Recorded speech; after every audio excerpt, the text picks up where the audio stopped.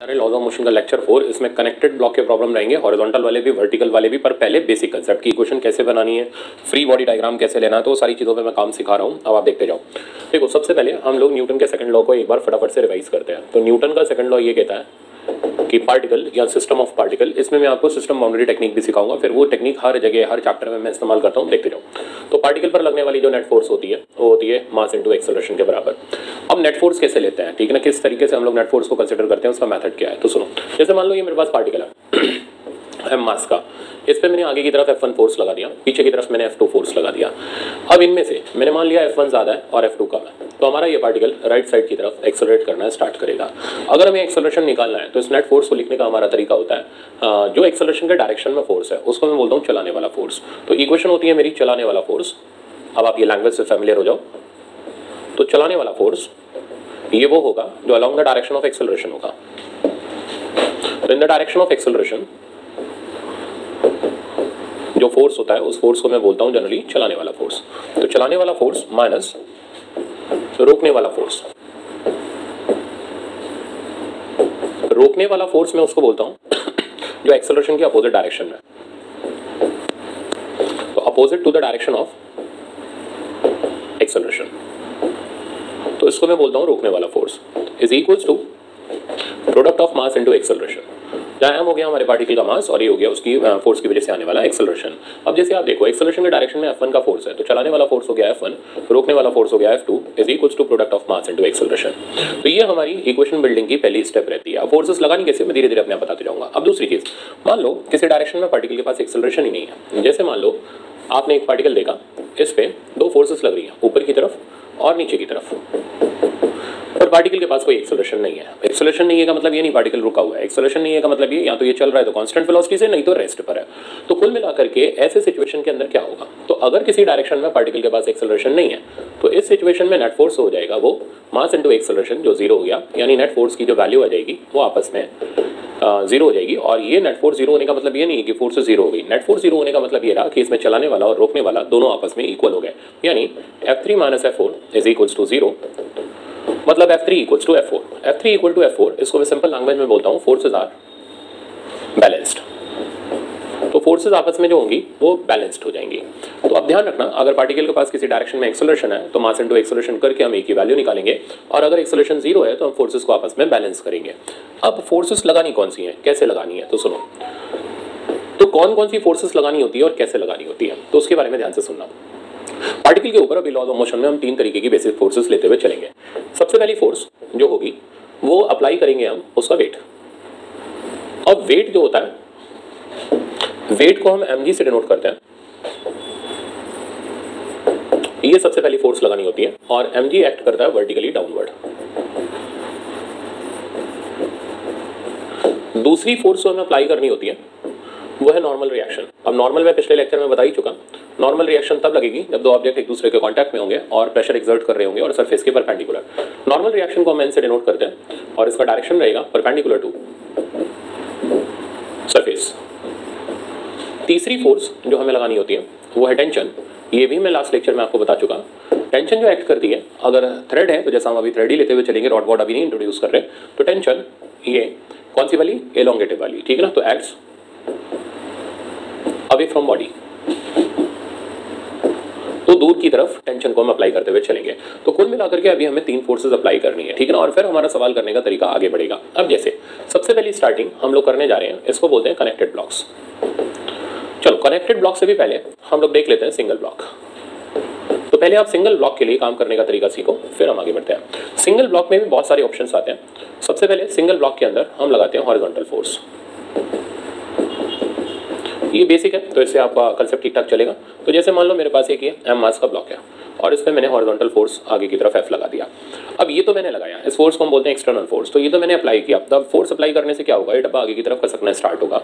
Surfaces अभी सारे smooth ले रहे हैं, कोई फ्रिक्शन हम कंसिडर नहीं कर रहे हैं। तो अब हम सारी की सारी फोर्सेस अप्लाई करते हैं। देखिए कौन कौन सी फोर्सेस लगेगी। एक तो इस ब्लॉक का वेट लगेगा नीचे की तरफ mg, ये हो गया एक्शन। तो ग्राउंड इस पे रिएक्शन फोर्स लगाएगा ऊपर की तरफ, ये हो गया नॉर्मल रिएक्शन। पॉइंट समझ आ गया। तो हमने एक्शन रिएक्शन की फोर्सेस को यहाँ अप्लाई कर दिया। कोई फ्रिक्शन है नहीं, इसलिए इस डायरेक्शन में कोई फोर्स आएगी नहीं। अब ये डब्बा कहाँ की तरफ जाएगा, जिधर साइड फोर्स इसको एक्सेलरेट कराएगी, यानी एक्सेलरेशन हमने ए मान लिया। तो अब हमारे पास दो एक्सिस है, एक है ये एक्स एक्सिस मैं यहाँ इसको ड्रॉ कर दे रहा हूँ। तो एक है हमारे पास एक्स एक्सिस, तो ये होगी वो एक्सिस जिस डायरेक्शन में पार्टिकल के पास एक्सेलरेशन है। एक है वाई एक्सिस, इस डायरेक्शन में पार्टिकल के पास कोई एक्सेलरेशन नहीं है। तो बेसिकली हमारे पास दो एक्सिस है, एक होगी एक्स एक्सिस जिस तरफ पार्टिकल का एक्सेलरेशन है, दूसरी होगी वाई एक्सिस जिस डायरेक्शन में पार्टिकल का कोई मोशन नहीं है। तो अब हम सबसे पहले सिंप्लीफाई करते हैं। तो सबसे पहले हम सिंप्लीफाई करते हैं अलॉन्ग एक्स एक्सिस को। एक्स एक्सिस की तरफ आप देखोगे तो इक्वेशन हम बनाएंगे net force is equal to mass into acceleration. Net force होगी चलाने वाला माइनस रोकने वाला is equal to mass into acceleration. चलाने वाला हो गया एफ, रोकने वाला कोई है नहीं, is equals to mass into acceleration. तो बड़े आराम से हमारे पास एक्सेलरेशन का वैल्यू आ गया एफ बाई एम। अब हम आ जाते हैं लॉन्ग वाई एक्सिस पर। वाई एक्सिस पर आप देखोगे तो पार्टिकल के पास कोई एक्सेलरेशन ही नहीं है। एक्सेलरेशन नहीं है तो अभी भी हमने सीखा नेट फोर्स जीरो हो जाएगा। नेट फोर्स जीरो हो जाएगा का मतलब फोर्सेज आपस में बैलेंस हो जाएंगे। अब फोर्सेज जब आप आपस में बैलेंस करोगे तो ऊपर लगने वाला नॉर्मल नीचे लगने वाले mg के बराबर हो जाएगा। तो कुल मिलाकर के नॉर्मल की वैल्यू हमारी mg के बराबर होगी क्योंकि इस डायरेक्शन में कोई एक्सेलरेशन नहीं था और इस f ने इसके अंदर एक्सेलरेशन लाया, एक्सेलरेशन का वैल्यू हो गया हमारे पास f बाई m। तो कुल मिलाकर के ये हॉरिजॉन्टल फोर्स का एक सिंपल सा बेसिक एग्जांपल था। अब मान लो हॉरिजॉन्टल फोर्स में हम एक न्यूमेरिकल फ्रेम करें। वैसे ये तो यकीन मानना इतना सरल तो कभी आता नहीं, तो बस खाली शुरू में ये मान के पढ़ाना पड़ता है कि आप जीरो लेवल से पढ़ रहे हो, नहीं तो फिर हम लोग सीधे कोटा के अंदर तो सीधे धड़ाम से सीधे कनेक्टेड ब्लॉक स्टार्ट करते हैं, पूरी स्टार्ट करते हैं। बट नहीं, अब पता नहीं तो आप लोग कहाँ से लेवल स्टार्ट कर रहे हो अपना। तो अगर आप जीरो लेवल से चलना चाह रहे हो तो ये बिल्कुल जीरो लेवल कहलाता है। अब देखो, तो मेरे पास एक ब्लॉक है जिसका मास 10 kg है। इसमें आगे की तरफ मैंने फोर्स अप्लाई कर दी 20 न्यूटन की, बैक साइड में मैंने एक फोर्स अप्लाई कर दी 10 न्यूटन की, और एक फोर्स और मैंने इधर लगा दी F3 जो कि है 5 न्यूटन की। अब इसके अंदर क्या क्वेश्चन क्या है, कैलकुलेट एक्सेलरेशन ऑफ ब्लॉक। तो ब्लॉक का एक्सेलरेशन निकालो as well as normal reaction भी निकालो। तो सबसे पहले अब हम इस ब्लॉक को लेकर के इसके ऊपर बाकी की सारी फोर्सेज हम अप्लाई करते हैं। जो मैंने लगा के दे रखी है वो तो लगानी है। तो F1 20 न्यूटन का तो इधर लगेगा ही लगेगा, F2 10 न्यूटन का इधर लगेगा ही लगेगा, F3 जो कि लगा के दे रखा है 5 न्यूटन ये भी लगेगा ही लगेगा। अब बाकी की फोर्सेज में हमारे पास कौन कौन आया, तो नीचे की तरफ आ गया mg का वैल्यू देखोगे मास 10 g10 तो ये 100 न्यूटन हो गया। ऊपर की तरफ आ गया नॉर्मल रिएक्शन, इसको मैं n से डिनोट करता हूँ, कई किताबों में r से मिलेगा, r को हम लोग अलग डिनोट करेंगे चल करके। अब चेक करते हैं, तो इस डायरेक्शन में ये फोर्स ज्यादा है और ये फोर्स कम है, तो पार्टिकल के पास एक्सेलरेशन आ गया। y एक्सिस की तरफ ay कोई एक्सेलरेशन नहीं है, तो y एक्सिस की फोर्सेज आपस में बैलेंस हो गई। अब इक्वेशन बनाते हैं, तो पहले x एक्सिस की तरफ चलते हैं। तो अलोंग x एक्सिस, चलो देखिए x एक्सिस पर कौन सा फोर्स ज्यादा है, 20 ज्यादा है और 10 कम है। तो चलाने वाला हो गया 20 माइनस रोकने वाला हो गया 10, मास का वैल्यू हो गया 10 और एक्सेलरेशन यहाँ से हमने निकाल लिया और a का वैल्यू आ गया 1 मीटर पर सेकंड स्क्वायर। अब हम आते हैं लॉन्ग y एक्सिस। अब y एक्सिस की फोर्स को आप देखोगे तो y एक्सिस के पास कोई एक्सेलरेशन ही नहीं है, उधर ब्लॉक चल ही नहीं रहा, तो इस डायरेक्शन की फोर्सेज आपस में बैलेंस हो जाएंगी, मतलब ऊपर लगने वाला नीचे लगने वाले के बराबर हो जाएगा। ऊपर लगने वाला फोर्स हो गया n+5 और नीचे लगने वाला जो फोर्स मेरे पास आ गया वो आ गया 100। यहाँ से बेटा अपने पास नॉर्मल रिएक्शन का वैल्यू आ गया जो कि आ गया 95 न्यूटन के पास। तो ये था सिंगल कनेक्टेड ब्लॉक का प्रॉब्लम जिसमें हमने सिर्फ हॉरिजॉन्टल फोर्सेस देखे। अब इसी तरीके से इसके लेवल 2 की तरफ चलते हैं और इसके अंदर हम इंक्लाइंड फोर्सेस लगाते हैं। इंक्लाइंड फोर्सेस से मतलब ये है कि फोर्सेस कुछ एंगल पर इंक्लाइंड होगी। अब जैसे एक जनरलाइज डायग्राम लेते हैं फिर प्रॉब्लम लेते हैं। तो मेरे पास ये मास का ब्लॉक है और इस पर मैंने फोर्स इस तरीके से ऑब्लिकली लगा दी, मतलब कुछ एंगल पर लगा दी, थीटा एंगल पर। अब हमें इसमें काम करना है, एक्सेलरेशन निकालना है, सब कुछ निकालना है। तो चलो स्टार्टिंग लेते हैं। तो ये तो हमारा मेन डायग्राम था। सबसे पहले अब हम बाकी की फोर्सेस अप्लाई कर लेते हैं और जाहिर सी बात है हमें एफ के कंपोनेंट करने ही पड़ेंगे क्योंकि ना तो एक्स एक्सिस की तरफ है ना वाई, तो इसके कंपोनेंट करके और बाकी की सारी फोर्सेस अप्लाई करते हैं। इधर साइड कंपोनेंट आ गया एफ कॉस थीटा, तो एंगल वाली साइड हमेशा जो कंपोनेंट जाता है वो कॉस वाला कंपोनेंट जाता है। इस डायरेक्शन में जो कंपोनेंट आ गया हमारे पास वो आ गया एफ साइन थीटा। साथ साथ में मेरे पास नॉर्मल रिएक्शन आ गया, नीचे की तरफ मेरे पास mg आ गया। तो मैंने तकरीबन सारी फोर्सेस यहाँ पर अप्लाई कर दी। ये हो गई वो एक्सिस जिस तरफ मोशन है, ये वो एक्सिस जिस तरफ कोई मोशन नहीं है। अब ध्यान से सुनना है यहाँ पर। अब हम सिंप्लीफाई करते हैं। तो सबसे पहले हम एक्स एक्सिस की फोर्स को खत्म करते हैं। अब चलाने वाला हो गया एफ कॉस थीटा, एक्सेलरेशन मैंने इधर की तरफ ए ले लिया, तो चलाने वाला हो गया एफ कॉस थीटा, रोकने वाला कोई है नहीं, तो इक्वेशन बन गई हमारी F cos theta minus 0 is equals to mass into acceleration. तो एक्सेलरेशन का वैल्यू मेरे पास आ गया F cos theta divided by M. तो कंपोनेंट हमेशा ध्यान रखना, जिन बच्चों को अगर कभी डाउट रह जाए तो कंपोनेंट हमेशा ध्यान रखना, डिराइव करने की जरूरत नहीं है। जहां से एंगल लिया गया वहां तरफ cos थीटा और दूसरी एक्सिस यानी y एक्सिस पर भी नहीं, दूसरी एक्सिस जो भी उसके परपेंडिकुलर हो उधर हमारा sin थीटा का कंपोनेंट आएगा। अगर आपको इसका प्रूफ चाहिए कि यार ये कैसे आता है, मैं दे तो रहा हूं पर काम नहीं आएगा, इसके बाद आपको बताता हूं प्रूफ। तो x एक्सिस पर हमारे पास एक्सेलरेशन आ गया f cos theta by m। अब अलोंग y एक्सिस, कोई एक्सेलरेशन नहीं है, अगर कोई एक्सेलरेशन नहीं है तो फोर्सेस आपस में बैलेंस होंगी, तो ऊपर लगने वाला नीचे लगने वाले के बराबर हो गया। तो n plus F sine theta equals to mg। अब जरा चेक करना, अगर एफ साइन थीटा का वैल्यू mg से ज़्यादा हो गया तो ऐसे में ये ज़मीन पर नहीं टिका रहेगा, ऐसे में ये ब्लॉक हवा में उड़ जाएगा। तो यहाँ पर हम एक कंडीशन बनाते हैं, n is equals to mg minus F sine theta आ गया। तो नॉर्मल रिएक्शन तभी डेवलप होगा जब ब्लॉक ग्राउंड के कांटेक्ट में बना रहेगा। कांटेक्ट में तब तक बना रहेगा जब तक एफ साइन थीटा का वैल्यू mg से छोटा है या फिर उसके बराबर है। जहां बराबर हो जाएगा वहां ब्लॉक कांटेक्ट छोड़ने वाला होगा, और एफ साइन थीटा बड़ा होता है ये कांटेक्ट छोड़ देगा, फिर हवा में उठ करके चलना स्टार्ट कर देगा। तो ये भी पॉइंट यहां पर लिख लेते हैं। तो if F sine theta is less than mg, block remains in contact with ground.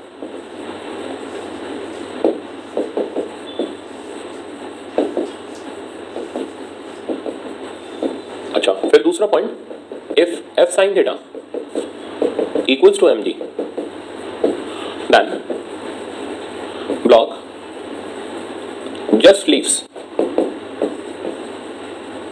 Contact with ground. मतलब ये लिमिटिंग कंडीशन हो गई। ओके, आगे बढ़ते हैं। If F sine theta becomes greater than mg, then block leaves contact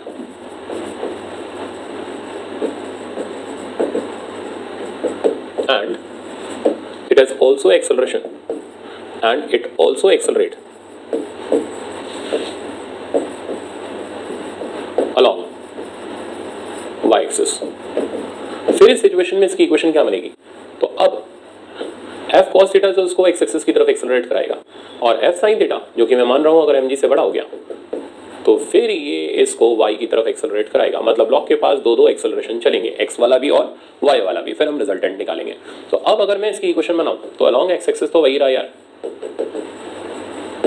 कि f cos theta equals to ma(x), और यहां से ax का वैल्यू आ गया f cos theta by m। Along y axis मैं बनाऊं तो फोर्सेस बैलेंस नहीं होगी, और ऊपर लगने वाला फोर्स f cos थीटा ज्यादा होने से इक्वेशन बन जाएगी f cos theta minus mg equals to ma(y). यहां से y एक्सिस का एक्सेलरेशन आ जाएगा f cos theta minus mg divided by m। अब अगर आपको नेट एक्सेलरेशन निकालना है तो नेट के लिए आप रिजल्टेंट यूज कर लो, तो a नेट का वैल्यू हो जाएगा under root of ax square plus ay square. अब हम इस पे एग्जांपल देखते हैं। एग्जांपल भी दो तरीके के, एक जिसमें हवा में उठेगा और एक जिसमें हवा में नहीं उठेगा ब्लॉक। तो फर्स्ट एग्जांपल ये रहा, ये 10 kg का ब्लॉक है जिसके ऊपर मैंने इधर फोर्स लगा दी और फोर्स की वैल्यू दे दी 20√2 न्यूटन और एंगल दे दिया 45 डिग्री। क्वेश्चन ये है कैलकुलेट एक्सेलरेशन। तो अब इसका हम सोल्यूशन ढूंढते हैं। सोल्यूशन के लिए हमें बनाना पड़ेगा इसका डायग्राम विद ऑल कंपोनेंट्स वगैरह। तो 10 kg के ब्लॉक पर सारी फोर्सेस हम अप्लाई करते हैं। तो कौन कौन सी फोर्सेस कहाँ कहाँ की तरफ लग रही हैं देखना बच्चों। तो कंपोनेंट करोगे तो एफ का इधर कंपोनेंट हो जाएगा एफ cos 45। ये एक तो ना cos 45 sin 45 इन सब के वैल्यू रटे हुए रहने चाहिए ताकि आप फ्लो में चल सको, क्योंकि अब गाड़ी स्पीड में चलेगी। स्पीड में मतलब अब फिजिक्स अपना रंग पकड़ेगी। तो अभी तक तो काम चल जा रहा था, बट अगर अब आप थोड़े से वीक पड़ गए तो वो अच्छी फिजिक्स नहीं सीख पाओगे जो हम लोग जनरली कोटा के अंदर सिखाते हैं। अगर बढ़िया फिजिक्स सीखनी है, ऐसा सीखना है कि भाई आपको फिजिक्स के अंदर कहीं दिक्कत ना आए, 150 160 आराम से आ जाए, भगवान भी पेपर बना देना तो भी दिक्कत ना आए, तो फिर अब थोड़ी सी छोटी छोटी चीजें सीख करके रखो। एंगल कैसे होते हैं प्रैक्टिस करो घर पे, किस तरीके से cos 45 sin 45 37 के वैल्यूज होते हैं बताते तो मैं जाऊंगा, बट जनरली हर बार बताना भी पॉसिबल नहीं होगा। तो इसलिए एंगल वगैरह एक जगह लिख करके रखो, प्रैक्टिस करो, फोर्सेस के कंपोनेंट की प्रैक्टिस करो, डायग्राम के ऊपर फोर्सेस लगाने की कोशिश करो, ठीक है ना, तब आप बड़े सवालों की तरफ बढ़ोगे। तो चलो स्टार्ट करते हैं।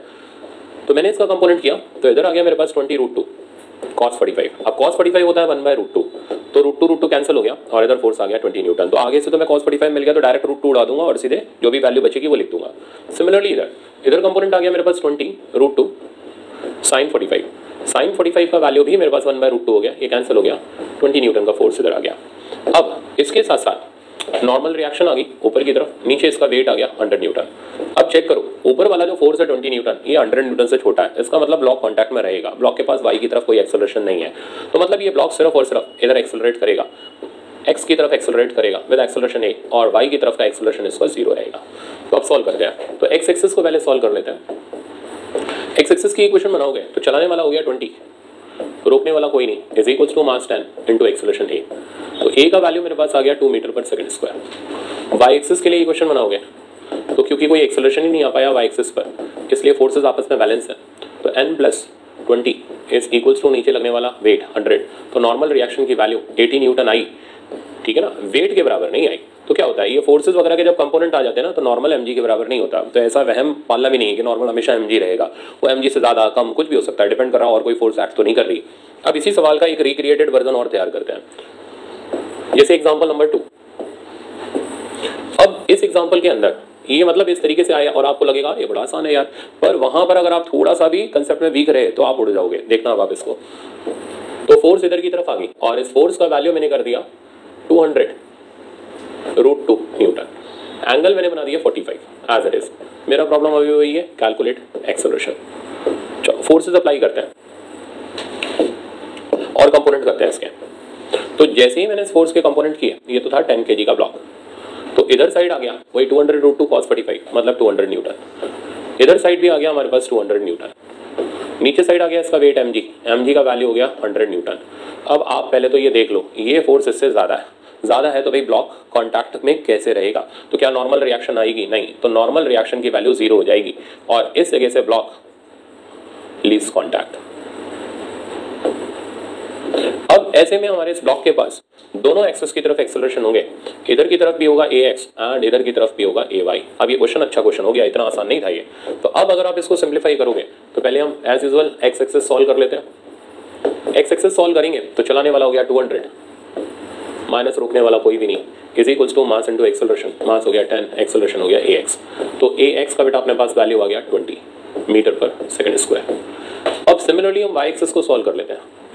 y एक्सेस सॉल्व करोगे तो y एक्सेस पर चलाने वाला हो गया 200 माइनस रोकने वाला हो गया 100, मास हो गया 10, एक्सेलरेशन हो गया ay। तो यहाँ से बेटा ay का वैल्यू आ गया 10 मीटर पर सेकंड स्क्वायर। अब हमें चाहिए नेट एक्सेलरेशन, तो नेट एक्सेलरेशन इन दोनों का रिजल्टेंट हो गया और वो हो गया √ax² + ay²। अब जब भी आप ax² + ay² का अंडर रूट सॉल्व कर रहे हो तो पहले देख लो दोनों में जो कॉमन है उसको रूट के बाहर लिख लो। दोनों में 10 कॉमन है तो वो रूट के बाहर चला गया। ax में बेटा अपने पास 2 का स्क्वायर बचा, ay में बचा 1 का स्क्वायर। 2 स्क्वायर हो गया 4, ये हो गया 1, यानी आंसर आ गया 10√5 मीटर पर सेकंड स्क्वायर। तो ये हमारे पास पार्टिकल का नेट एक्सेलरेशन आ गया। तो बड़ी केयरफुल रहना, अगर ये y एक्सिस वाली फोर्स ऊपर उठाने वाली फोर्स हुई और ब्लॉक हवा में उड़ गया तो फिर आपको दोनों एक्सेलरेशन चाहिए होंगे, x एक्सिस का भी y एक्सिस का भी। ये सवाल अच्छा सवाल है, तो इसको अपनी कॉपी में अलग से नोट कर लेना ताकि आपके पास एग्जाम्पल प्रॉब्लम तो रहे। नेक्स्ट, तो कनेक्टेड ब्लॉक्स के अंदर अब ये मैंने बहुत सारे डायग्राम्स रखे हुए हैं आपको सिस्टम बाउंड्री सिखाने के लिए। अब इसके अंदर आप देखो 2 तरीके से हम लोग चलेंगे। पहला तरीका होगा लेंदी मेथड, फिर कंप्रेस कर करके हम लोग शॉर्टकट में आ जाएंगे, शॉर्टकट में कन्वर्ट कर देंगे। अब कनेक्टेड ब्लॉक के अंदर हमें सारी चीज़ एनालाइज करनी है। ये सिस्टम हमें क्वेश्चन दे रखा है कुछ इस तरीके से और इसमें हमें फाइंड आउट करना है फाइंड एक्सेलरेशन। तो एक्सेलरेशन निकालो और टेंशन का वैल्यू निकालो, एक्सेलरेशन एंड टेंशन। अब देखो ये तो सैंपल डायग्राम है इसलिए मैंने ऐसे ही रखा हुआ है इसको। अब हम इसके अंदर पहले सारी फोर्सेस अप्लाई करते हैं। फोर्सेस के नाम पे क्या क्या लगेगा, तो चलो इधर साइड पर बेटा आ गई टेंशन T1, यहाँ साइड पर आ गई टेंशन T1। टेंशन मैंने बताई दिया इलोंगेटिव होती है, अवे फ्रॉम बॉडी लगती है। सिमिलरली ये रस्सी अलग है तो इधर टेंशन T2, इधर टेंशन T2। ऊपर की तरफ आ गया नॉर्मल रिएक्शन N1, नीचे की तरफ इसका वेट M1G। सिमिलरली इधर आ गया नॉर्मल रिएक्शन N2, नीचे की तरफ आ गया M2G। इस पर आ गया नॉर्मल रिएक्शन N3 और नीचे की तरफ आ गया M3G। अब चेक करो इन तीनों डब्बों में से कोई भी डब्बा हवा में उठ नहीं पाएगा क्योंकि कोई भी और फोर्स ऊपर की तरफ लग नहीं रही। तो पहले हम इनको ही बैलेंस कर लेते हैं। तो नॉर्मल रिएक्शन को बैलेंस करोगे तो N1 की वैल्यू हो जाएगी M1G, N2 की वैल्यू हो जाएगी M2G और N3 की वैल्यू हो जाएगी M3G। अच्छा, अब आगे से मैं इनको लगाऊंगा भी नहीं क्योंकि तो धरती पे बोझ है बेचारे, mg के बराबर हो जा रहे हैं, इसमें इनका कोई रोल भी अभी नहीं है। तो हम लोग इनको अभी जनरली स्किप करते हुए चलेंगे जब तक हमें खास जरूरत नॉर्मल की ना पड़े। अब देखो हमारे पास 2 चॉइसेस हैं। पहला काम, ये चलेंगे कैसे, तो ये जब आप यहाँ से खींचना शुरू करोगे तो ये सारे के सारे लाइन लगा करके एक ही डायरेक्शन में चलेंगे विद कॉमन एक्सेलरेशन a। तो इसका भी एक्सेलरेशन a हो गया, इसका भी एक्सेलरेशन a हो गया। कई बार एग्जाम में किसी भी डब्बे की नेट फोर्स पूछ लेते हैं। नेट फोर्स के लिए बिल्कुल पागल नहीं बनना, नेट फोर्स होती है मास इनटू एक्सेलरेशन। अगर एक्सेलरेशन आ गया तो मास से मल्टीप्लाई करो, नेट फोर्स आ जाएगी। कोई टेंशन वेंशन निकालने की भी जरूरत नहीं है, वो अभी हम प्रॉब्लम में देख लेंगे। अब देखो हमारे पास 2 चॉइसेस हैं, या तो हम एक एक ब्लॉक की इक्वेशन को सॉल्व करें, ठीक है ना, और फिर वो काम लेंदी हो जाता है, पर मैं करके दिखाता हूं क्योंकि आपका पहला प्रॉब्लम है। तो देखो, तो एक एक ब्लॉक की इक्वेशन को सिंप्लीफाई कर रहे हैं। सबसे पहले हम फर्स्ट वाले ब्लॉक की इक्वेशन को सिंप्लीफाई करते हैं। ये हो गया चलाने वाला, ये हो गया रोकने वाला। तो फर्स्ट वाले ब्लॉक की इक्वेशन आ गई F - T1 is equals to mass into acceleration. दूसरे ब्लॉक की इक्वेशन को अगर हम सिंप्लीफाई करें तो इसको चलाने वाला T1 हो गया, रोकने वाला T2 हो गया। T1 - T2 is equals to M2A। तीसरे ब्लॉक की इक्वेशन को अगर हम सिंप्लीफाई करें तो इसे चलाने वाला T2 हो गया, रोकने वाला कोई भी नहीं। इक्वेशन आ गई T2 - 0 is equals to M3A। अब हमें करना ही है कि कि हमें पहले तो एक्सेलरेशन की वैल्यू निकालनी है और फिर टेंशन निकालनी है। तो हम इन सब इक्वेशन को ऐड कर देते हैं। तो जैसे ही हम इनको ऐड करेंगे, ऐड करने से T1 T1 गया, T2 T2 गया, बचा हमारे पास F और इधर 0 इज इक्वल्स टू इधर से total mass m1 plus m2 plus m3 बन गया, इनटू में हमारे पास एक्सेलरेशन आ गया। तो a की वैल्यू मेरे पास आ गई F upon m1 plus m2 plus m3। But ये बहुत ही गंदा तरीका है, मतलब इस तरीके से तो नहीं करना चाहिए। ऐसे अगर हमने करा तो फिर ये छोटे छोटे सवाल में इतना टाइम लग जाएगा, तो बड़े कौन करेगा। तो मैं नहीं सजेस्ट करूंगा कभी भी आप इंडिविजुअल ब्लॉक की इक्वेशन बना करके चलो। तो फिर क्या करें, तो फिर अब मैं डिस्कस कर रहा हूँ system boundary technique. System boundary technique क्या होती है? सिस्टम बाउंड्री, अब ये बड़ा सिंपल सा मतलब है। अब जरा इसका मीनिंग आपको थोड़ा डिटेल में समझाऊं।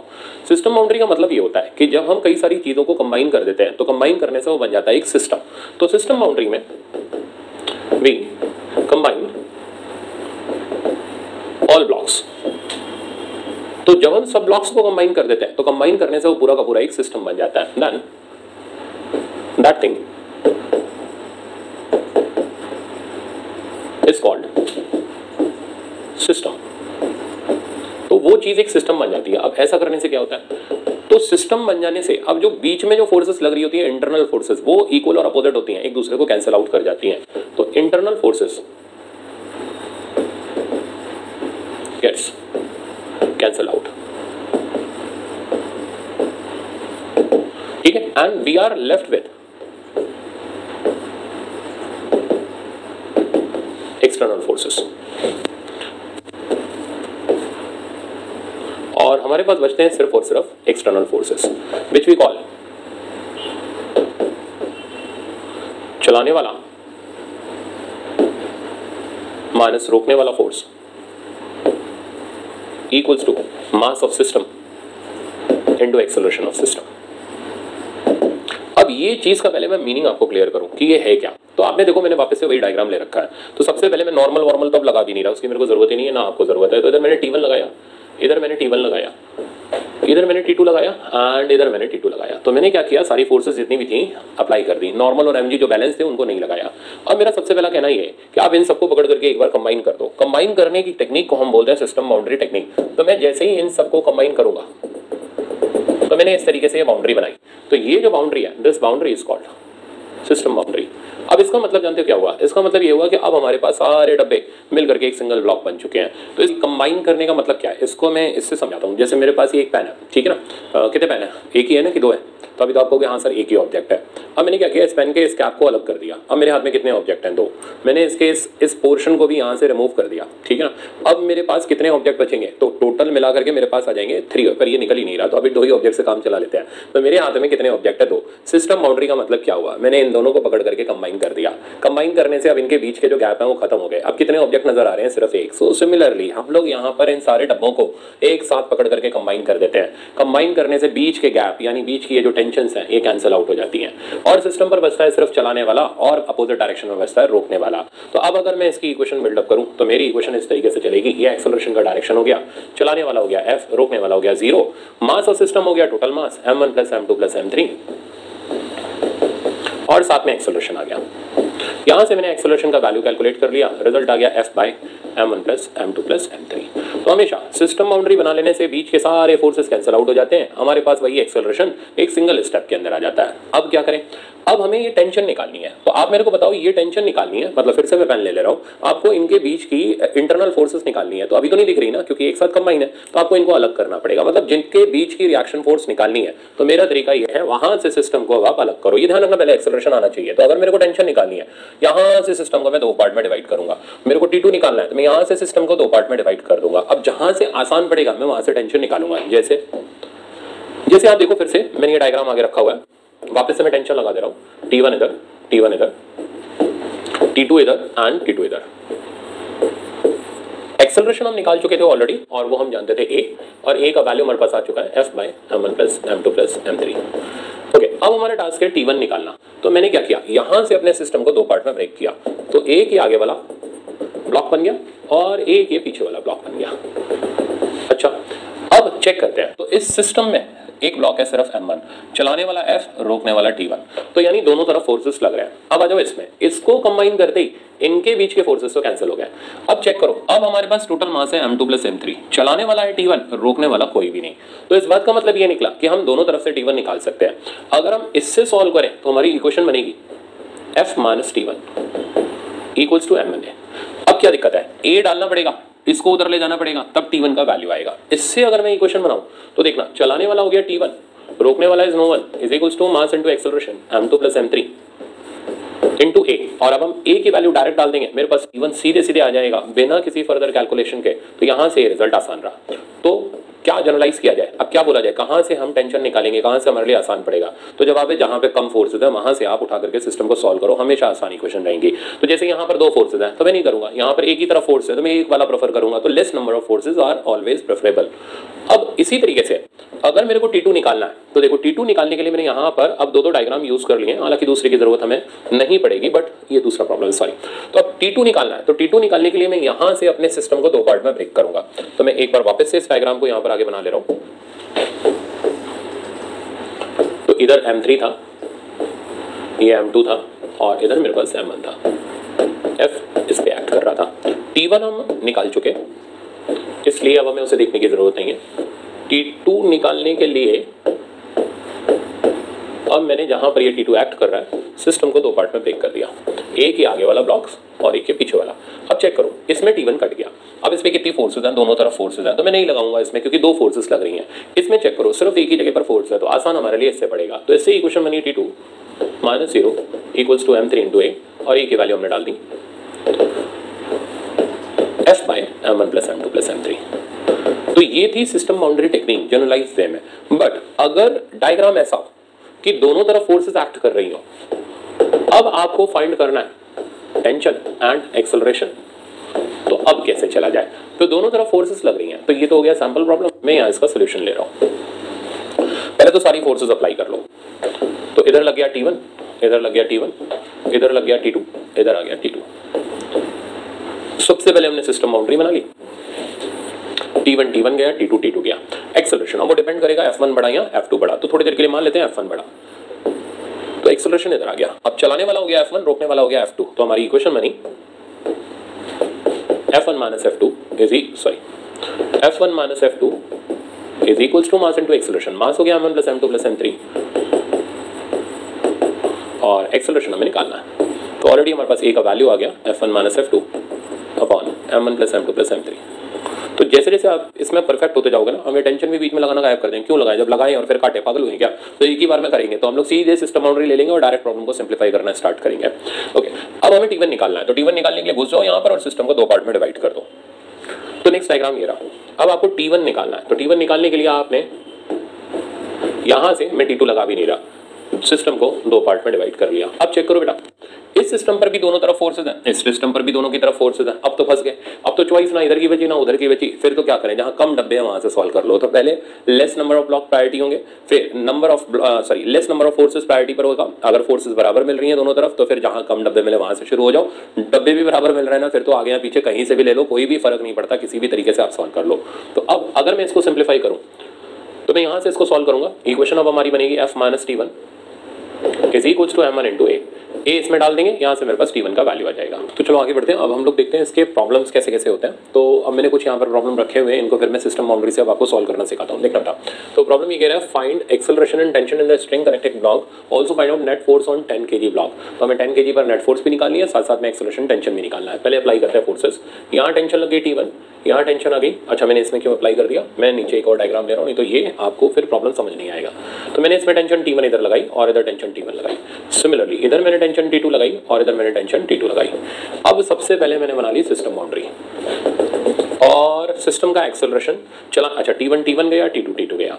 चलाने वाला हो गया 100, रोकने वाला हो गया 60, सिस्टम का एक्सेलरेशन इधर आ गया। इक्वेशन अगर मैं इसकी बनाऊं तो मेरे पास इक्वेशन आई, चलाने वाला 100 माइनस रोकने वाला 60। मास अगर आप सिस्टम का कैलकुलेट करोगे 10, 5, 15, 15, 30, तो 30 इंटू ए। तो इधर बचा हमारे पास 100 minus 60 that means 40 by 30 is equals to a. तो ए का वैल्यू बेटा अपने पास आ गया 4/3 मीटर पर सेकंड स्क्वायर। अब 10 kg के ऊपर नेट फोर्स, ये नीट एग्जाम का फेवरेट क्वेश्चन होता है। अब कई मेडिकल के बच्चे क्या कर नहीं यार पहले हम T1 निकालेंगे फिर T2, जरूरत क्या है, net force mass into acceleration होती है, ए आ गया तो नेट फोर्स आ गई, तो एफ नेट ऑन 10 kg अगर आपको निकालनी है तो वो हो गया 10 kg का मास इनटू एक्सेलरेशन 4/3, आंसर बेटा अपने पास आ गया 40/3 न्यूटन। तो आसान था, ठीक है, इसमें कॉम्प्लिकेट करने की जरूरत नहीं है। ओके, अब हमें T1 और T2 निकालना है, तो मैंने फिर एक डायग्राम रखे हुए हैं, अब आप देखते जाओ, एक डायग्राम T1 निकालने के लिए, एक T2 निकालने के लिए। तो हम ए जान चुके हैं, ए का वैल्यू हमारे पास 4/3 है। अब हमें T1 और T2 के वैल्यूज पर काम करना है। तो T1 निकालने के लिए यहाँ से सिस्टम को दो पार्ट में डिवाइड कर दिया, सिमिलरली ये पीछे की तरफ सिस्टम गया। अब चेक करो बेटा, इधर से T2 चला गया, अब इधर भी दो फोर्स है और इधर भी दो फोर्स है, कहाँ से सॉल्व करना चाहते हो आपकी मर्जी, मैं तो बोलूंगा जहाँ कम नंबर ऑफ ब्लॉक है वहां से सॉल्व करो, तो मैं यहाँ से सॉल्व करूंगा। इक्वेशन बनी मेरी, चलाने वाला हो गया 100 माइनस T1, मास हो गया 5, ए की जगह आ गया 4/3, तो T1 की वैल्यू आ गई 100 माइनस 20/3, दैट मीन्स ये आ गया 300 माइनस 20 डिवाइडेड बाई 3, 300 माइनस 20 हो गया 280/3 और यूनिट इसका न्यूटन। ये मैंने T1 का वैल्यू निकाला। सिमिलरली अब मेरे को T2 निकालना है, तो T2 निकालने के लिए मैंने वापस से फोर्सेस लगाई, इधर T1, ये T1, इधर T2, ये T2। एक्सेलरेशन हमारे पास ऑलरेडी अवेलेबल है 4/3। अब हम T2 निकालने के लिए सिस्टम को यहाँ से दो पार्ट में काट देंगे, एक ये आगे का पार्ट गया, T1 गया, और एक ये पीछे का पार्ट। अब चेक करो किससे फोर्स निकालना आसान है, तो ये वाला जो डब्बा है, इस डब्बे पे सिर्फ और सिर्फ कम नंबर ऑफ डब्बे हैं तो आराम से हम मैनेज कर, तो यहाँ से भी लोगे, बात एक ही सी है, बट जहाँ कम नंबर ऑफ ब्लॉक है वहाँ से कंपेरेटिवली ज्यादा कैलकुलेशन आसान पड़ेगी। अब इक्वेशन लिखते वक्त सावधान रहना, ये माइनस ये नहीं, जो एक ही तरफ है वो चलाने वाला, अपोजिट वाला रोकने वाला। तो इक्वेशन बनी मेरे पास T2 minus 60 equals to 15 into 4/3, तो ये यहाँ से कैंसिल होकर के 5 हो गया, तो T2 का वैल्यू आ गया 60 प्लस 20, तो फाइनल आंसर आ गया 80 न्यूटन। तो मेरे ख्याल से आराम से ये समझ आ गया होगा। इसमें हमें क्या गिवन था और हमने क्या निकाला, हमें एक्सटर्नल फोर्सेस गिवन थी, सिस्टम बाउंड्री बना के हमने एक्सेलरेशन निकाला, फिर हम घुस गए और सिस्टम को दो पार्ट में डिवाइड करके हमने टेंशन T1 T2 निकाल दिया। अब सिमिलर मैनर में मैंने कुछ और प्रॉब्लम रखे हुए, देखो कहते हैं फाइंड आउट F1। अब यहाँ उल्टा काम चल रहा है, आपको F1 की वैल्यू ढूंढनी है, मतलब एक्सटर्नल ढूंढना है, अभी तक एक्सटर्नल गिवन था, तो आपको F1 ढूंढना है, and net force on 6 kg block, 6 kg block पर नेट फोर्स निकालनी, given tension between 1 and 3 kg, तो 1 और 3 kg की टेंशन आपको अब गिवन है और उसका वैल्यू 40 न्यूटन है। तो अब कहानी उल्टी चल रही है, टेंशन दे करके वो हमसे सारी चीजें पूछ रहा है, ये हमारे एग्जाम के लिए इंपॉर्टेंट है। तो अब इसको कैसे करेंगे, सुनो, तो जो दे रखा है इंटरनल दे रखा है, तो पहले यहीं से शुरू करते हैं। मैंने इस पे T1 लगाया, वैल्यू इसका 40 Newton, as it is T1 इधर लगाया, वैल्यू इसका भी 40 न्यूटन, ठीक है। अब यहीं से सिस्टम को दो पार्ट में डिवाइड कर लेते हैं, तो एक गया आगे का पार्ट और एक आ गया हमारे पास ये पीछे का पार्ट। अब क्योंकि पूरा सिस्टम एक ही एक्सेलरेशन से चल रहा है, तो अब हम क्या करेंगे, इस पार्ट में तो हमारे पास ये अननोन फोर्स है, तो इसको तो हम टच भी नहीं कर सकते क्योंकि F1 भी नहीं पता, A भी नहीं पता। पीछे वाले पार्ट में चेक करो, दोनों तरफ के फोर्सेस हमारे नोन फोर्सेस हैं, तो हम क्या करेंगे, सिस्टम से A निकाल लेंगे, A आ गया तो फिर हम F1 निकाल लेंगे इधर से। पॉइंट मेरा समझ आ गया, मतलब इंटरनल गिवन है तो पहले वो इंटरनल लगाओ, सिस्टम को दो पार्ट में डिवाइड करो, एक्सेलरेशन निकालो एक से, उससे निकालो जहां सारी फोर्स पता है, फिर दूसरे से अननोन फोर्स निकालो। चलो मैं करके दिखाता हूं। तो अगर मैं यहां से इसे सिंप्लीफाई करूं, इस सिस्टम से मैं यहाँ सिंप्लीफाई कर रहा हूँ इसको, तो चलाने वाला अब बड़ा ध्यान से देखना पड़ेगा, ये ज्यादा है और ये कम है, तो ये चलाने वाला हो गया और ये रोकने वाला हो गया। इक्वेशन आ गई मेरे पास 40 minus 13 is equals to, mass हो गया 6 and 3 9, एक्सेलरेशन आ गया A, 40 माइनस 13 ये बचा मेरे पास 27/9 इक्वल्स टू A, तो कॉमन एक्सेलरेशन मेरे पास आ गया 3 मीटर पर सेकंड स्क्वायर। A आने के बाद अब मैं इस सिस्टम से सॉल्व करके F1 का वैल्यू निकालूंगा, तो क्योंकि ये आगे की तरफ है तो F1 चलाने वाला है, 40 रोकने वाला है। इक्वेशन बन गई मेरे पास F1 minus 40 is equals to 1 into A की जगह 3 आ गया, तो बेटा F1 की वैल्यू मेरे पास आ गई 43 न्यूटन। तो आई थिंक अब आपको समझ आ गया होगा कि दो वैरायटी के प्रॉब्लम होते हैं, एक्सटर्नल गिवन है तो इंटरनल पूछेगा, इंटरनल गिवन है तो एक्सटर्नल पूछेगा। तो मैंने अब क्या क्या निकाल लिया, टेंशन मैंने बताई थी, फोर्स मैंने बताई थी, नेट फोर्स और निकालनी है। तो 6 kg ब्लॉक पर नेट फोर्स, क्या T2 निकालोगे, नहीं जरूरत नहीं है, मास इनटू एक्सेलरेशन, एक्सेलरेशन कितना आया 3, तो 6 kg पर लगने वाला जो नेट फोर्स है F नेट, ये हो गया 6 kg का मास और एक्सेलरेशन का वैल्यू हो गया 3, आंसर आ गया 18 न्यूटन। तो सारे के सारे प्रॉब्लम्स के हम लोगों ने यहाँ पर सोल्यूशन निकाले, बस सिंगल सिंगल स्टेप में प्रॉब्लम को खत्म करते चले जा रहे हैं। चलो नेक्स्ट देखते हैं। अब नेक्स्ट है, अब ये कनेक्टेड ब्लॉक प्रॉब्लम का ये अच्छा सेक्शन है, ठीक है ना, इसके अंदर अब आप नॉर्मल रिएक्शन लगाना, छोटे मोटे काम करना आप आराम से सीख जाओगे। तो कहता है find out force between 5 kg and 10 kg। देखो मैं तो कहूँगा सब कुछ ही निकालना है, पहले ऑब्जर्व कर लो, हमें एक्सटर्नल गिवन है तो हमें इंटरनली निकालने होंगे। अब इसमें होगा क्या, ये फोर्स ज्यादा है और ये फोर्स कम है, तो ये पूरा सिस्टम आगे की तरफ जा रहा होगा, 15 kg 10 kg को आगे धक्का मार रहा होगा, 10 kg 5 kg को आगे धक्का मार रहा होगा, और ये तो एक्शन हो गया, और ये इसके ऊपर रिएक्शन फोर्सेस पीछे की तरफ लगा रहे होंगे, और इन रिएक्शन फोर्सेस का नाम वही नॉर्मल रिएक्शन होगा, क्योंकि कॉन्टैक्ट में आने पर जो फोर्स लगती है वो नॉर्मल रिएक्शन की फोर्स होती है। तो पहला काम इन पे नॉर्मल रिएक्शन लगाते हैं। तो 15 kg ने 10 kg को आगे धक्का मारा, तो 10 kg ने 15 kg को पीछे धक्का मारा, तो ये हमने नॉर्मल रिएक्शन इनके बीच में लगाया। इनका नाम बता लिख लेते हैं। इस नॉर्मल रिएक्शन का नाम N2 कर लिया, इस नॉर्मल रिएक्शन का नाम N2, इक्वल और अपोजिट। तो ये ध्यान रखना, ये नॉर्मल रिएक्शन 15 ने 10 पर लगाया, ये नॉर्मल रिएक्शन फोर्स के फॉर्म में 10 ने 15 पर लगाया। सिमिलरली 10 kg ने 5 kg को आगे पुश किया और नॉर्मल लगाया N1, तो 5 kg ने 10 kg को पीछे पुश किया और नॉर्मल लगाया अगेन इक्वल और अपोजिट N1। तो कुल मिलाकर के पूरी की पूरी इंटरनल फोर्सेस मैंने यहाँ पर आपको दिखाई। अब सबसे पहला काम पकड़ो और सिस्टम बनाओ। तो ये बन गई सिस्टम बाउंड्री। सिस्टम बाउंड्री बनते ही N1 N1 गया, N2 N2 गया। अब बचा चलाने वाला और रोकने वाला। जो ज्यादा है वो चलाने वाला, जो कम है वो रोकने वाला। तो ज्यादा है 60, तो that mean system right side की तरफ जाएगा, और कम है 30। तो इक्वेशन बनाते हैं हम सिस्टम बाउंड्री से। तो इक्वेशन बन गई, चलाने वाला हो गया 60 माइनस रोकने वाला हो गया 30। मास अगर आप सिस्टम का देखोगे 15 और 5 20 और 10 30 है। ए का वैल्यू मेरे पास आ गया 1 मीटर पर सेकंड स्क्वायर। तो हमने सिस्टम का एक्सेलरेशन निकाल लिया। अब हमें क्या क्या चाहिए, ये कहते हैं फाइंड आउट फोर्स बिटवीन, मैं तो कह रहा हूँ सभी कुछ करेंगे। मान लो अगर नेट फोर्स पूछा तो तरीका मास इनटू एक्सेलरेशन, तो इसकी नेट फोर्स हो गई 10 × 1 10 न्यूटन, इसकी नेट फोर्स हो गई 5, इसकी नेट फोर्स हो गई 15। तो नेट फोर्स का सबसे आसान है, वो तो आ जाए तो फ्री का सवाल है, बट अब हमें N1 N2 पे काम करना है। तो देखो N1 N2 मैंने आगे लगाए हुए हैं। अब सपोज करो हमें N1 निकालना है, तो कैलकुलेशन ऑफ N1 हम करने जा रहे हैं। गिवन एक्सेलरेशन हमारे हाथ में और उस एक्सेलरेशन का वैल्यू 1 मीटर पर सेकंड स्क्वायर है। तो अब मैं क्या कर रहा हूँ, N1 निकालने के लिए यहां से सिस्टम को दो पार्ट में ले लूंगा। एक पार्ट में ये आ गया और एक पार्ट में ये आ गया। इसमें N2 से N2 गया। अब इसमें बचा 60 और इसमें बचा N1। अब इसमें दो डब्बे एक साथ हैं, इसमें एक डब्बा एक साथ है। चॉइस आपकी जहां से चाहिए वहां से कर लो, मैं दोनों से बता दे रहा हूँ। यहां से इक्वेशन लिखोगे, अब इक्वेशन बड़े संभाल के लिखना, जो ए के डायरेक्शन में वो चलाने वाला, अपोजिट वाला रोकने वाला। तो यहां से इक्वेशन आई N1 minus 30 equals to 5, A की जगह 1 आ गया। N1 का वैल्यू आ गया 35 न्यूटन। अब हम यहां से सोल्व करके देखते हैं। ए का डायरेक्शन इधर है, तो ये चलाने वाला और ये रोकने वाला। N2 तो कट चुका है, तो इक्वेशन बनी यहां से 60 minus N1 is equals to, mass ध्यान से लिखना, तो वो हो गया 25, ए की जगह आ गया 1। तो N1 की वैल्यू बेटा यहां से आ गई 60 माइनस 25। सॉल्व करोगे 60 माइनस 25, तो ये रिजल्ट हमारे पास आ जाएगा आगे 35 न्यूटन। तो आंसर दोनों से सेम आ रहा है, एक ही तरीके से आ रहा है। जो चाहिए वो आप सिस्टम बाउंड्री में सॉल्व कर सकते हो। अब आगे बढ़ते हैं और N2 निकालते हैं। N2 निकालने के लिए यहां से सिस्टम को दो पार्ट में डिवाइड कर देंगे। तो एक गया आगे वाला ब्लॉक और एक बन गया पीछे वाला। अब इसमें तो N1 कट गया, इसमें तो कोई कटा भी नहीं। ए का डायरेक्शन इधर था, वैल्यू था 1। मैं फिर से दोनों से करना सिखा दे रहा हूं ताकि आप में पूरा कॉन्फिडेंस आ जाए। अब इससे सॉल्व करना सीखोगे, ए इधर की तरफ है, तो चलाने वाला हो गया 60, रोकने वाला हो गया N2।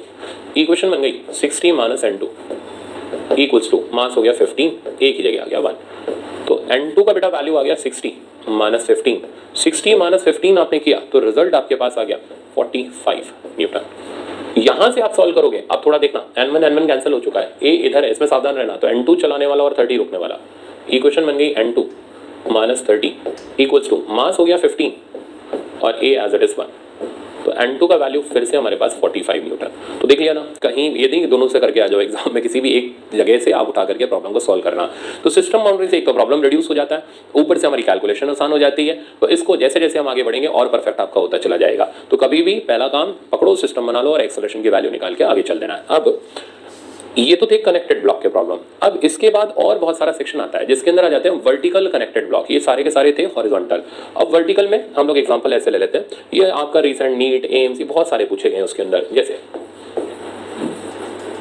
अब वर्टिकल वाले सिस्टम के अंदर अब काम ज्यादा आसानी से हमारा हो जाएगा। जैसे ये दो ब्लॉक्स हैं, दोनों का मैंने वर्टिकली यूं कनेक्ट कर दिया और इधर फोर्स लगा दिया। पहली बात, ये उतावलापन में दिखाना ये फोर्स देख कर नहीं ब्लॉक ऊपर जाएगा, ये देखना पड़ेगा कि ये फोर्स इन दोनों के वेट से ज्यादा है या कम है।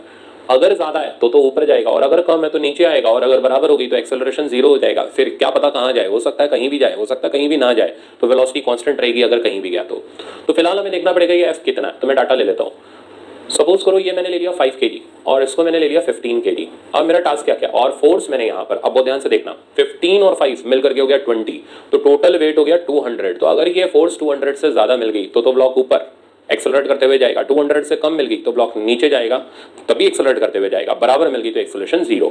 तो सब कुछ अब डिपेंड करेगा ये फोर्स कितनी है। सपोज करो मैंने इस फोर्स को 400 न्यूटन ले लिया, तो अब तो तय है कहाँ की तरफ ये ब्लॉक जाएगा, ऊपर की तरफ जाएगा, और हमें एक्सेलरेशन और टेंशन निकालनी है। तो क्वेश्चन यही है, कैलकुलेट एक्सेलरेशन, दूसरा टेंशन, तीसरा नेट फोर्स।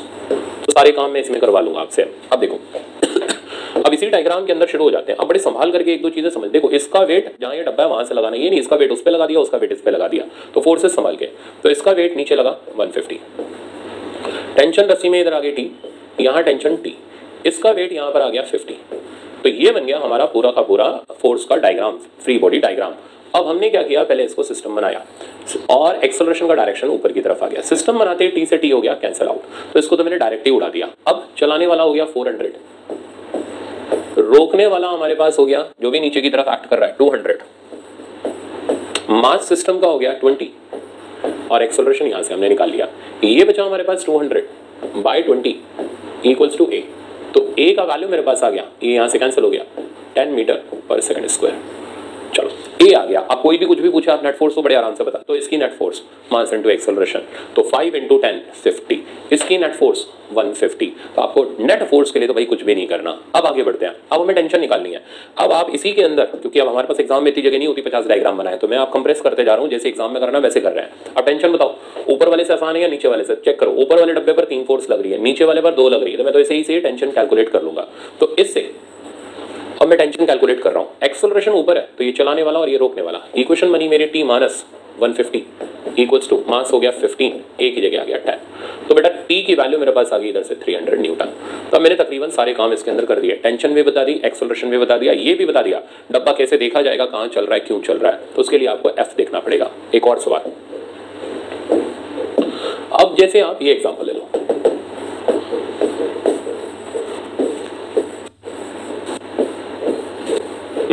अब ये एग्जांपल ले रहा हूं, ऊपर की तरफ मैंने फोर्स लगा दी, ये 1 kg, ये 2 kg, और इसको मैं ले रहा हूं 7 kg। कहता है F की वैल्यू बता दो। क्यों बता दो? सच दैट ये ब्लॉक ऊपर जाए विद वेलोसिटी 2 मीटर पर second, same as it is आपके में आया था। और क्या पूछता है, कहता है इन सब पे नेट फोर्स बता दो, टेंशन वेंशन बता दो, सब कुछ ही बता दो। तो क्वेश्चन है कैलकुलेट F, दूसरा tension, if system goes up with constant velocity of 2 metre पर सेकेंड। अब गौर करो, वेलोसिटी कांस्टेंट हो गई तो यहां पर एक्सेलरेशन सिस्टम का 0 हो गया। तो भाई सबसे बड़ी मजे की बात यही होगी, एक्सेलरेशन 0 हो गया। एक्सेलरेशन 0 हो गया मतलब चलाने और रोकने वाला फोर्स बराबर हो गया। तो पहले तो F को निकाल के बाहर करो। तो F का जो वैल्यू हो गया, पहले मैं यहां पर फोर्स लगाऊं तो इधर आ गया मेरे पास 70 न्यूटन, यहां की फोर्स आ गई T1, यहां आ गया T1, इधर आ गया 20, इधर आ गया T2। अब देखते जाना मैं कैसे कैसे सिस्टम बाउंड्री सिखा रहा हूँ उसके अंदर। इधर आ गया 10। तो पहले तो आपने इतनी देर में सोच लिया होगा यार F किसके बराबर होगा। तो F का वैल्यू ऊपर लगने वाले फोर्स का वैल्यू नीचे लगने वाले फोर्स के बराबर होगा। दैट मींस आप सिस्टम बाउंड्री बना लो, क्योंकि एक्सेलरेशन दिया हुआ है तो हम डायरेक्ट फोर्सेस को बैलेंस कर लेंगे। तो F का जो वैल्यू आ गया वो टोटल नीचे वाले फोर्स के बराबर आ गया। T1 T1 गया, T2 T2 गया। तो F का वैल्यू बेटा अपने पास आ गया 70 + 20 + 10, यानी आंसर आ गया 100 न्यूटन। चलो पहली चीज तो खत्म। दूसरी चीज पे बढ़ते हैं। अब हमें टेंशन निकालनी है। तो अब आप किसी भी ब्लॉक से पकड़ करके टेंशन निकाल सकते हो। जैसे T1 निकालना है तो T1 निकालने के लिए सबसे आसान डब्बा कौन सा दिखाई दे रहा है? नीचे वाला। तो हम इससे T1 निकालते हैं, क्योंकि एक्सेलरेशन 0 है इसलिए हर फोर्स एक दूसरे को बैलेंस करती रहेगी। तो T1 का बेटा वैल्यू अपने पास आ गया 70 न्यूटन। अब तीसरे नंबर पर चलते हैं, T2 निकालते हैं। T2 निकालने के लिए आप देखो सबसे आसान डब्बा ऊपर वाला, तो मैं या फिर ये वाला डब्बा भी ले सकते हैं, मैं बोलूंगा ऊपर वाला डब्बा लेते हैं। तो इससे हम T2 का वैल्यू कैलकुलेट करते हैं। तो T2 निकालने के लिए in order to find out T2 अब इसकी फोर्सेस को बैलेंस करना पड़ेगा। बैलेंस इसलिए क्योंकि एक्सेलरेशन 0 है। तो F का वैल्यू हो जाएगा 10 + T2। तो F हम ऑलरेडी निकाल चुके 100 है, तो 100 = 10 + T2 और यहां से T2 की वैल्यू मेरे पास आ गई 90 न्यूटन। तो ये हम लोगों ने तब काम किया जब सारे के सारे ब्लॉक्स के एक्सेलरेशंस कितने थे, 0, और उन सिस्टम की वेलोसिटी कैसी दे रखी थी हमें, कांस्टेंट। तो आई थिंक अब आपको ब्लॉक वाला सिस्टम समझ आ गया होगा। अब इसके अंदर आप यूनिवर्सल उठाओ और प्रैक्टिस स्टार्ट करो, जितने सवाल लगाओगे उतना अच्छा स्मूथ कंसेप्ट हो जाएगा। अब नेक्स्ट लेक्चर अब यही चलेगा, बेसिक पुली वाला रहेगा, फिर इंक्लाइन प्लेन के कंसेप्ट सिखाऊंगा, फिर आएंगे मेन पार्ट हमारे more than one block pseudo forces के प्रॉब्लम। चलो बेटा, थैंक यू सो मच।